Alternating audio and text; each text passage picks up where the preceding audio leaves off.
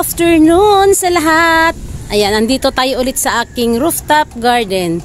Ayan, shout out dyan sa aking mga kaibigan or mga subscriber na sumusubaybay sa aking mga vlog. Ayan, today's video, magta-transfer po tayo ng mga nakasako na mga naitanim ko. Ayan dyan, oh, yan, nakita nyo. Nakasako po sila. Ito, dito natin sila ililipat. Ayan, nakita nyo yan. Ayan, napakadami nila, napakaganda. Mas maganda pa po itong lipatan. Ayan, mas maganda yan dahil medyo matibay kaysa sako. Yung sako kasi, hindi siya, pag isang taniman mo lang, ayan, hindi mo na siya ulit mapapakinabangan dahil nawawasak na po siya pag laging nababasa. Ayan, ngayon, naisip ko na mag-try tayong magtanim dito sa mga box na ito. Ayan, nakita nyo, ayan, oh. Mga 13 piraso po ito lahat. Ito po yun nung New Year na pinaglagyan nila ng mga prutas. Ayan, pinamimigay na po ng iba. Yung iba naman ay itinapon na po daw nila. Ayan.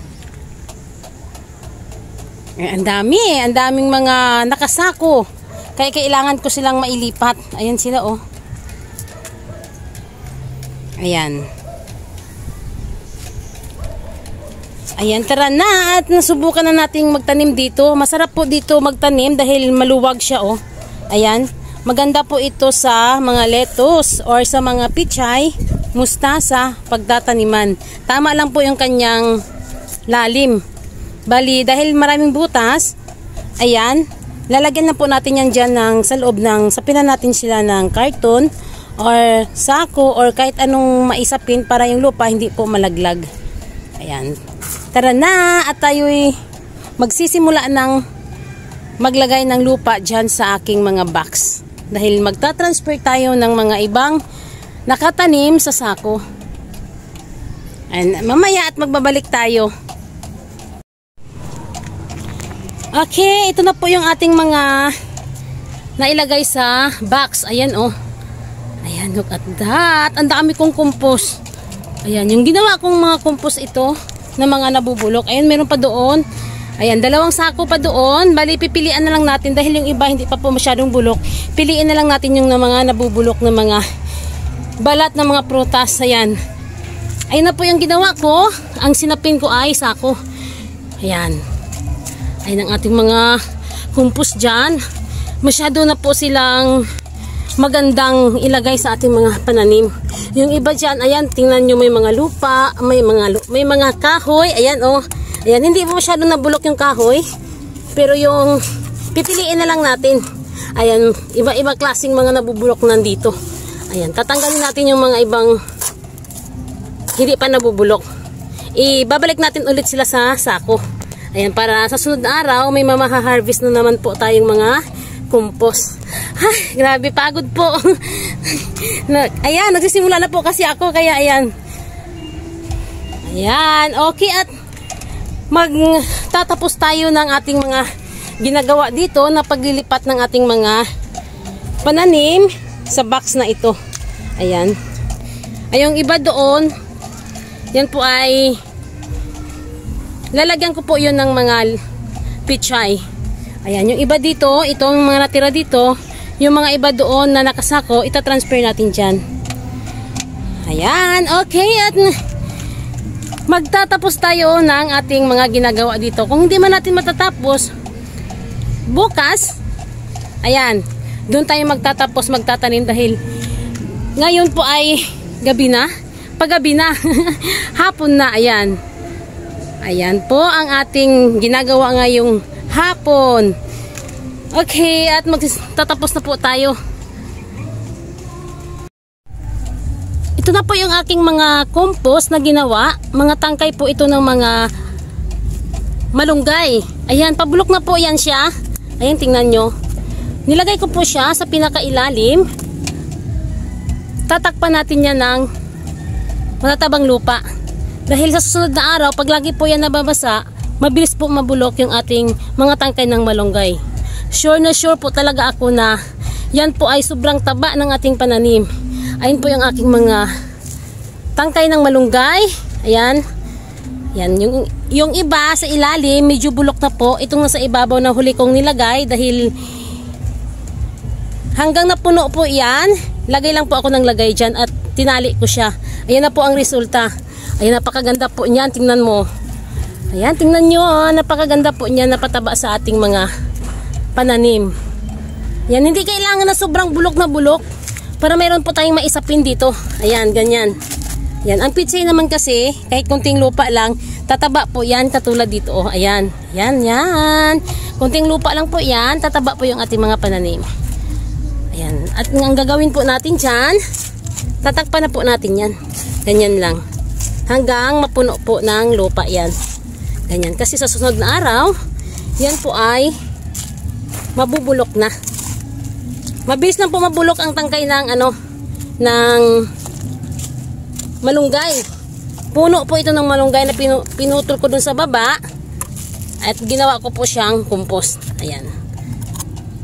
Ayan, okay, at magtatapos na tayo sa pag lalagay ng mga lupa. Ayan, o, ganyan lang po. Ayan. Okay, good morning. Ayan. Hindi natin kahapon natapos yung ating ginagawa. Ayan, at nagbabalik tayo dito. Ayan, yung mga box ko, natapos ko na silang lagyan ng mga lupa, ng matatabang lupa. Tinaniman ko na po sila kagabi. Pero hindi ko po natapos dahil gabi na. Ayan po yung iba natapos. Andito po sa ang iba hindi ko pa po natapos, kaya ngayon nagtatanim ako. Ayan, tinatapos po natin.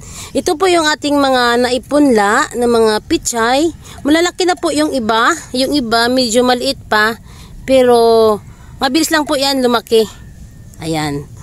Ito po yung ating mga naipunla. Itatanim na po natin dyan.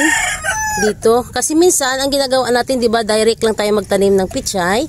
Ngayon, ang ginawa ko naman ngayon, punla ako, ayan, at malalaki na sila. Ayan, itatanim na natin. Ganyan. Hindi kailangan sobrang baon talaga ang ating pagtatanim dahil mabilis lang po yan lumaki ang pichay. Dahil yung ating box, ayan o, ganyan lang po yung ating nilagay na lupa. Hindi po kailangan sobrang dami talaga ang lupa natin dahil alam mo naman dito sa Maynila, ang mamahal ng lupa. Dahil pichay lang po ito, kahit konting lupa lang ang pichay, yan po ay mabubuhay talaga. Basta mataba lang po ang lupa natin, sigurado po talaga ako na magiging maganda ang kanilang tubo.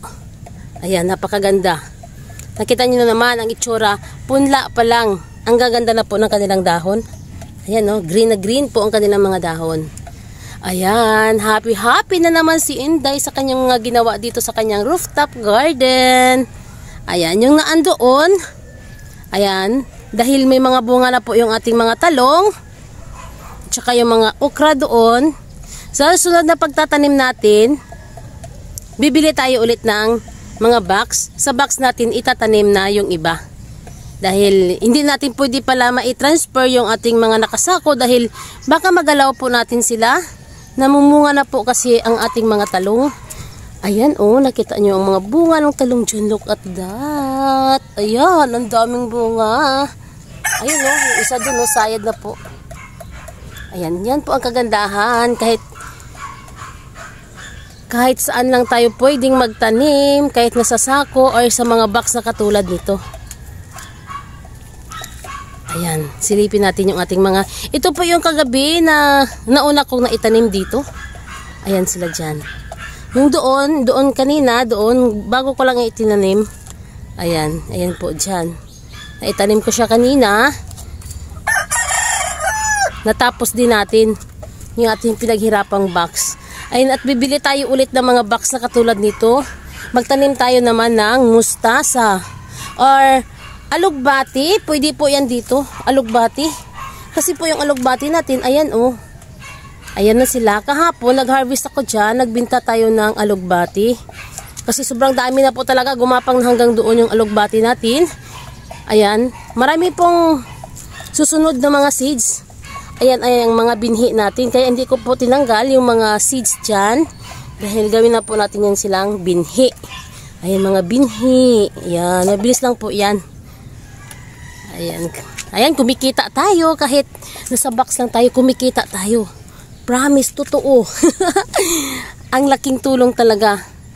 Ayan. Meron ka ng kinikita, meron ka ng pang-ulam. May gulay ka na. Ayan, pag hindi sobra sa inyo, pwede mo na po yan siya. Ibibinta na lang. O, diba? Okay, ayan. Sa sunod na araw, update tayo dito sa ating mga naitanim sa aking mga box kung ito'y tataba. Ayan oh, napakaganda nila. Ito ay makapag-harvest na tayo. Ayan, update tayo sa susunod na araw. Okay, thank you sa inyong lahat sa walang sawang panunood sa aking mga vlog. Ayan, please subscribe my channel, Inday Names Rooftop Garden. Bye!